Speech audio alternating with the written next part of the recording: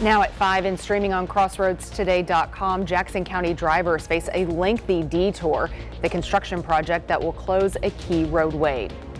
Plus, a longtime Crossroads educator who touched countless lives has passed away. The remarkable career and community impact of Sonny Vargas. And when tragedy strikes overseas, a local Catholic leader finds hope in his faith. Well, the cloud deck rolled in, got pretty thick. Now we're looking at the rain. It's already begun out in the hill country. That should be drifting over our area by tomorrow. So we're looking for wet roadways. Let's all drive very carefully over the next couple of days. We'll have your forecast in just a few minutes. Plus, a local nursing home has a creative solution to Meals on Wheels funding cuts, what they're doing to make sure seniors stay fed and connected. You're watching 25 News Now at 5. Good afternoon and thanks for being with us. I'm Shawna Currie. A Port Lavaca man is behind bars facing a charge of sexual abuse involving a child.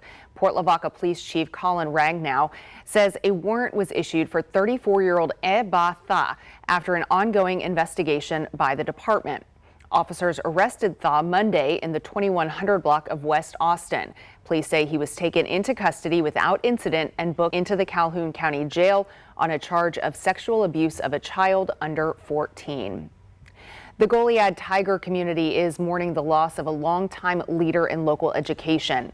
Former Goliad ISD principal and superintendent Emilio Sonny Vargas III passed away Friday due to complications from a medical condition. He was 60 years old. Vargas spent more than 25 years in education, starting as a teacher, working across 6 school districts, and eventually retiring as superintendent. He was also a strong supporter of local students, serving as president of the Zaragoza Society and helping provide scholarships in the community. Donations in his honor can be made to the General Ignacio Zaragoza Society. Well, it's been cold and snowy across the northern U.S. since Thanksgiving, but that does not mean everyone in that area will wake up to a white Christmas. According to NOAA, a white Christmas means at least 1 inch of snow on the ground Christmas morning. While a lot of northern states have already seen snow, warmer than average temperatures are expected across much of the country for the rest of this month, and that could melt snow in parts of the Midwest and Northeast. So forecasters say the best chances for snow on Christmas morning remain in the Mountain West, the Northern Plains, the Upper Midwest, Northern New England, and the Great Lakes snow belts. So, Mac, I guess that means no snow here in South Texas either, right? Yeah, even less of a chance for us. So, no, you're right. And you have to travel if you want to see the snow. Totally agree. As a matter of fact, we talked yesterday about we're looking for a warming trend for most of the country. Now, there'll be a few spots where they'll have to bundle up. But for us, the thing is the rain has begun out in the hill country and it's rolling into our area tomorrow. We'll be talking about that coming up in a moment. If you see news happening, give our newsroom a call at 361-576-0026 or send us an email to staff@crossroadstoday.com. Investigators using video and physically searching for clues around Brown University, trying to track down the person responsible for a shooting that left 2 students dead and 9 others wounded. Authorities are asking the public for help in identifying a person of interest. ABC's Rena Roy has the latest on the release of new images showing that person near the school around the time of the shooting. These pieces of video now important pieces of the puzzle in the investigation into the deadly shooting at Brown University. The FBI using surveillance video to put together this detailed timeline of the movements of the person of interest, starting 2 hours before the shooting and continuing to the minutes right after. You can see him here crossing the street as emergency vehicles rush to respond. The FBI describes the person of interest as a man with a 5'8" stocky build. Police say the university was specifically targeted. They're going to be looking at anyone who has any beef at all, any disagreement with Brown University. A line of flowers placed outside the building where 2 students were killed during a study session Saturday. Students still very shaken up. So many people walk those streets where he's been shown, and it feels like such a violation. The university's president sending a letter to the community remembering sophomore Ella Cook and freshman Mohammed Umerzakov. She says Ella came to Brown from Alabama as a passionate and intellectually curious student who was interested in French and Francophone studies. She was an accomplished pianist and the vice president of the College Republicans of America group at Brown, who posted this photo of her.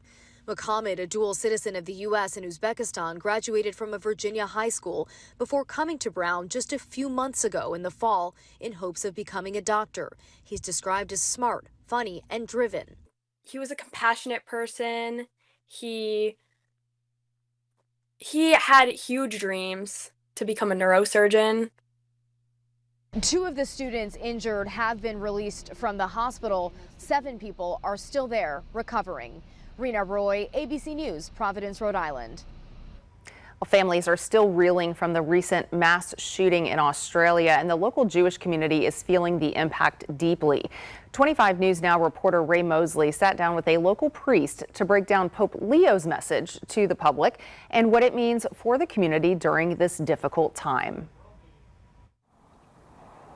Earlier this week, Pope Leo XIV spoke about the mass shooting that happened in Sydney, Australia, calling it an act of anti-Semitism and that people should eliminate hatred from their hearts.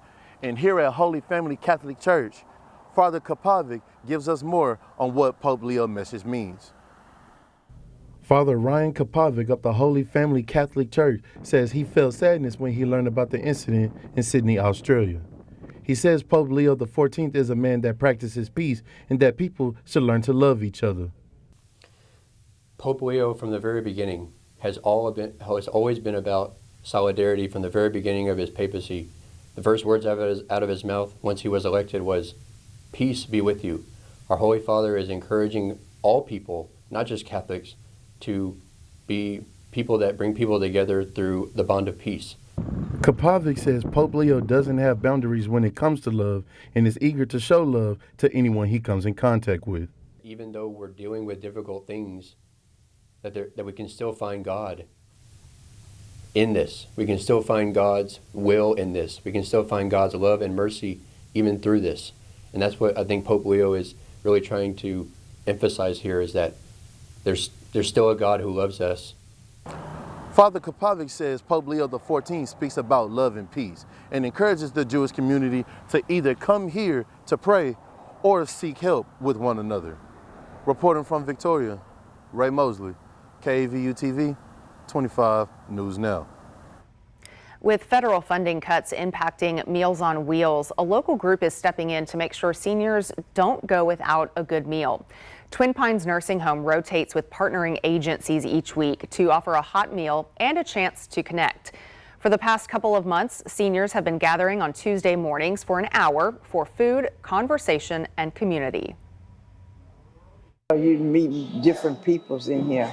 You get along with everybody. Everybody's friendly. It's very good over here. They treat you good, and you can come anytime, or you can be here, live here. Visitors sat down to a hot plate of spaghetti with nursing home residents, swapped stories during games, and even took a tour of the facility. Twin Pines plans to host this Tuesday tradition through the end of the year, welcoming anyone who wants to join. And thousands of Victoria families will come together to share a holiday meal tomorrow at the 35th annual HEB Feast of Sharing. The free event is at the Victoria Community Center, where HEB partners, along with community volunteers, will serve a hot holiday dinner. There will be live music, family activities, photos with Santa, even free flu shots while supplies last. Free transportation is also available with pickup at the Salvation Army Life Enrichment Center. HEB says the Feast of Sharing is all about bringing neighbors together and making sure no one goes hungry this holiday season. The Lavaca-Navidad River Authority announced a long-term road closure on FM 3131 in Jackson County for construction. Starting January 5th, the roadway will close between FM 1593 and FM 1822 while crews install a cutoff wall beneath the roadway. The closure is expected to last through the end of January 2027. Drivers will be detoured onto State Highways 111 and 172 with signs posted along the way. Officials say to expect delays and give yourself some extra time before heading out. A short stretch of Vine Street will be closed for a few days while crews make manhole repairs. The closure between Mockingbird Lane and Crestwood Drive runs from December 16th through the 19th. City officials say homes and businesses in the area will still be accessible, but through traffic should plan to take a different route to avoid delays. This work is part of the ongoing Vine Street reconstruction project. And remember to subscribe to our YouTube channel, Crossroads Today. Hit the like button and click the notification bell. Stay with us. Still to come on 25 News Now at 5. Budget analysts crunched the numbers on the Republican health care proposal, but it might not go to vote in the House. We'll explain. And 3 respiratory viruses are circulating right now. Find out which one is causing the most concern for health experts.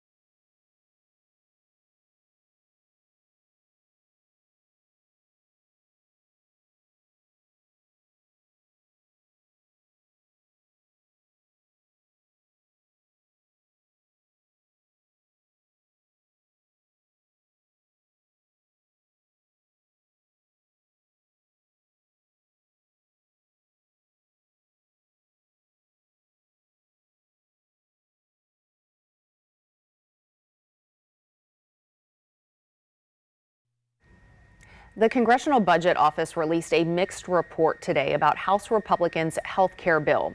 According to the CBO, the GOP bill would lower the deficit by more than $35 billion over the next decade, saving money. But the move would leave 100,000 more Americans uninsured per year on average.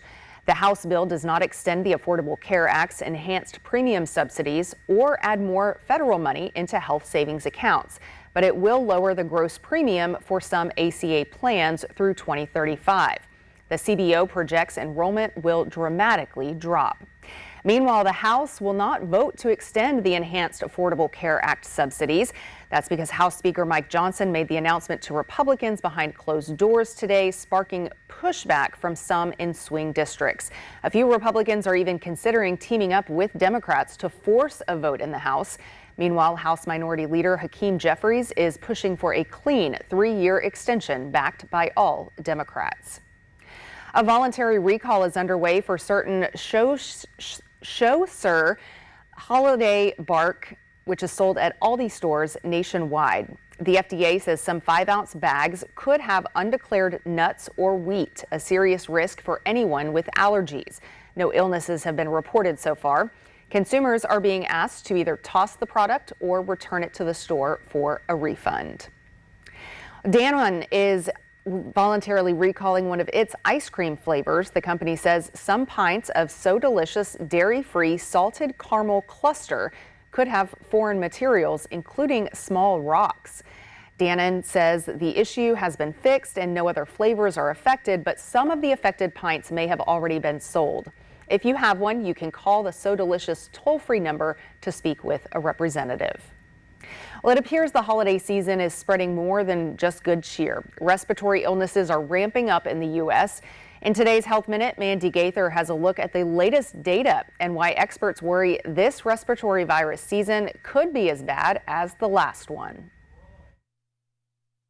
The holidays are here, and so is respiratory illness season, with 3 influenza viruses circulating in the U.S., the new variant subclade K driving most infections. And we're seeing a lot of influenza cases increasing across the country, and that's a trend that we're sure will continue into the new year. Andrew Pakosh with Johns Hopkins Bloomberg School of Public Health says the U.S. will likely see a pretty severe influenza season. Some states are already seeing high levels of the virus, but he says the new variant makes it likely for every state to have high flu case numbers in the next 2 to 3 months. Whether we're simply seeing more cases because this clade K influenza virus is evading immunity and therefore more people are susceptible to infection, or if it's really causing more severe disease on a case-by-case basis. Meanwhile, Pakosh says numbers of COVID-19 cases are nowhere near what we've seen in prior years, but this virus sometimes increases midwinter, and RSV levels have also been low. It's not clear exactly why, but 2 strong RSV seasons combined with new RSV vaccines and treatments may all be contributing to that reduced case number. Pakosh says vaccination is still the best way to protect against severe disease for all of these respiratory viruses. He says the flu vaccine is a good match for 2 strains of the virus, but may evade some, but not all, vaccine-induced protection. It is certainly not too late, especially as we're thinking about holiday gatherings and travel. For Health Minute, I'm Mandy Gaither. To get more news, weather, and sports, come to our website, crossroadstoday.com. And we're shining a spotlight on local homes lit up for the holidays. We would love to include yours. Each Friday leading up to Christmas, we will feature a different home that's spreading seasonal cheer. And then beginning Monday, we'll showcase one home every day. If your decorations are ready for their close-up, now's the time to share them. Well, good afternoon, everybody. It's 65 degrees. It's actually warmed up. It's not going to be feeling like that crisp December weather that we were expecting. Cloud deck is in. Now the rain is going to begin, so it's going to be a little on the damp side for the next couple of days. Now here's our wind out of the southeast at 9 miles an hour, fairly quiet. We had a low this morning of 40 as opposed to 31 the previous morning. Our high temperature is pretty much where we are right about now. It's actually going up as the south wind kicks in, and then we're looking for rain. We'll be talking about how much rain and when coming up in a moment.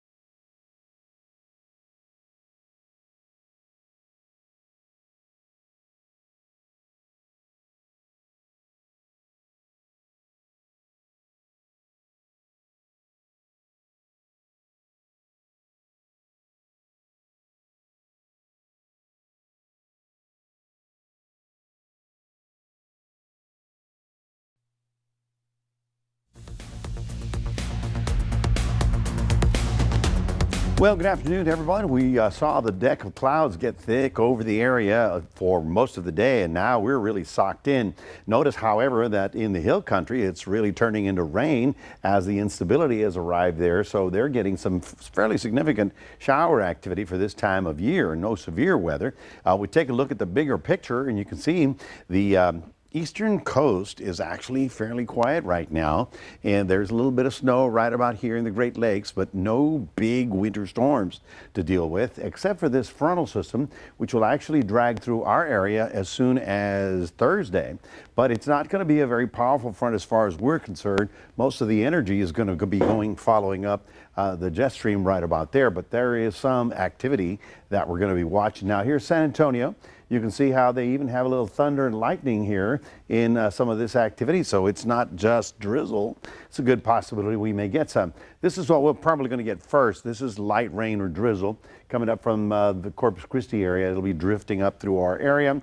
But the main activity will be this out and moving eastward down into our area. So tomorrow is Wednesday, and it's going to be very sloppy. So it's going to be rain kind of on and off all day long. So keep that in mind. If you're going to be driving, obviously watch But for the roadways, they're going to get kind of slippery. Easterly winds brought back that Gulf air. All of a sudden, it's humid and it's much milder than it was just a couple of days ago. I'm showing you this map because this is the big picture and it's the big model that goes as far out as we can. Now, I wanted to show you there. We're Saturday and then we're going into Sunday. All right, so what do we have here? Sunday, 4 o'clock. All right, Sunday. This is the next weekend. The week of Christmas, okay? So, yeah, okay, so it's a little cold in the upper Great Lakes. Ohio Valley is barely freezing. That's not very cold for them. Certainly not very cold in the plains. And look at this, not even freezing in Montana.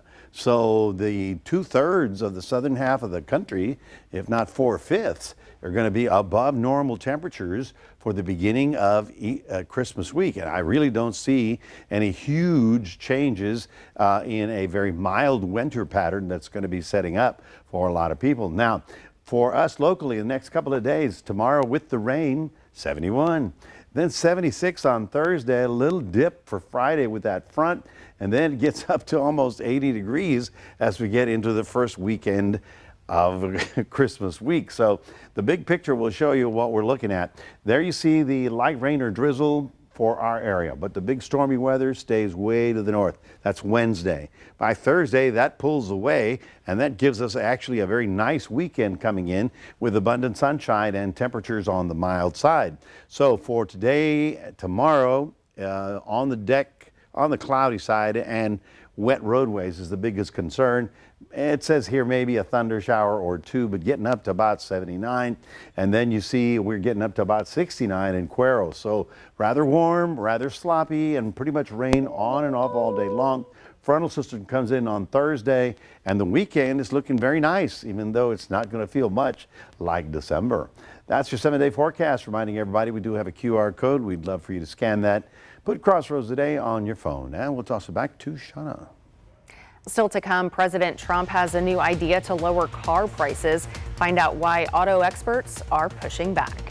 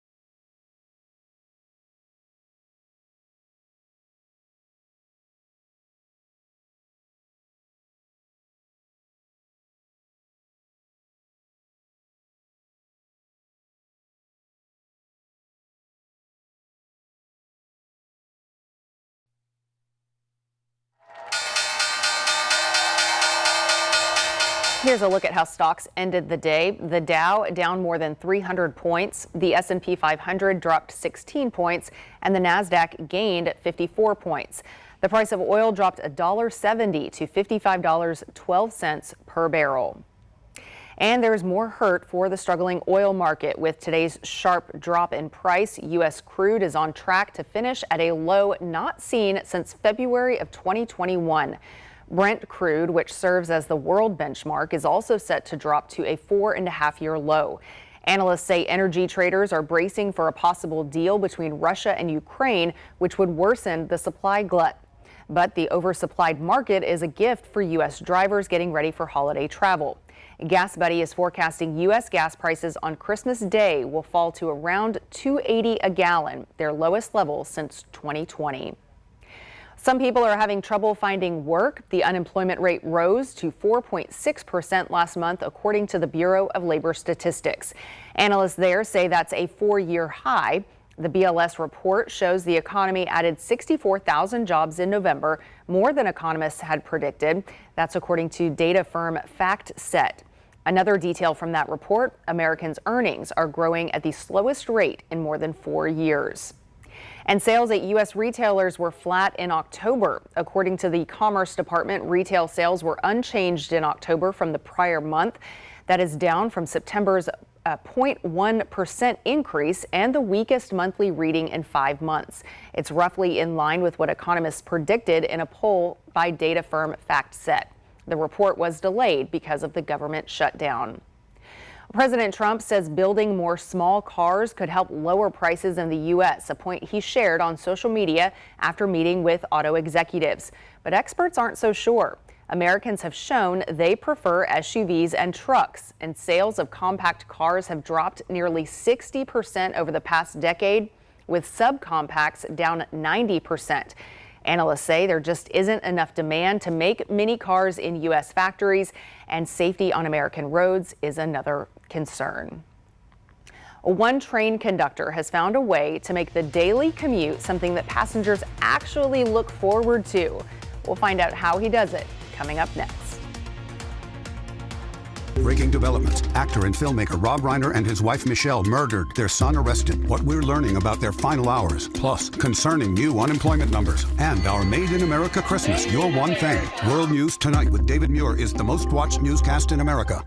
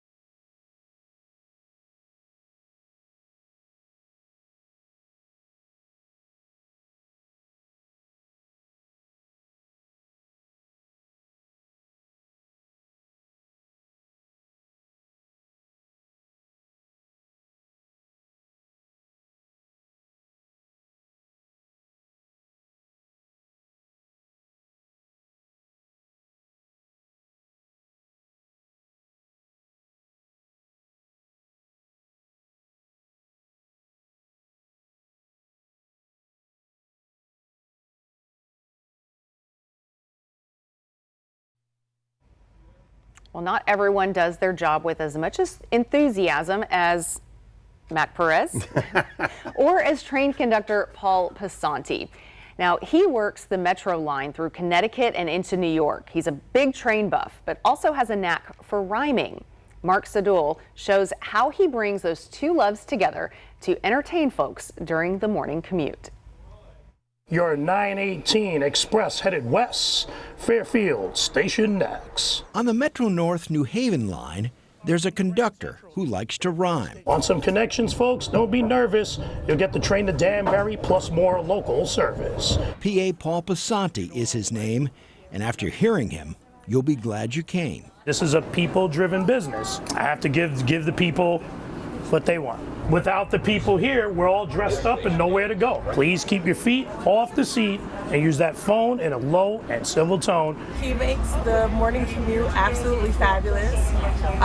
He rhymes every single station. Ladies and gentlemen, South Norwalk Station, as promised this will be, and as I promised you, track number 3. He's been bringing smiles to Metro North for over 20 years. As this trip to Grand Central nears. Happy passengers equals happy crew. And when you give them something like that, they can't help but smile.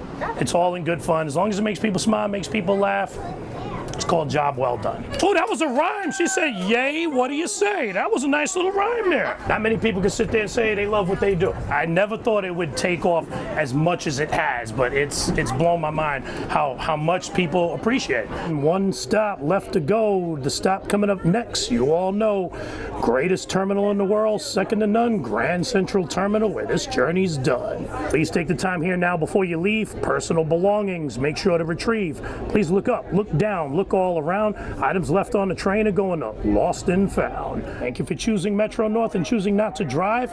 You're in New York on time, not stuck on I-95. You got it here. You saw it here first.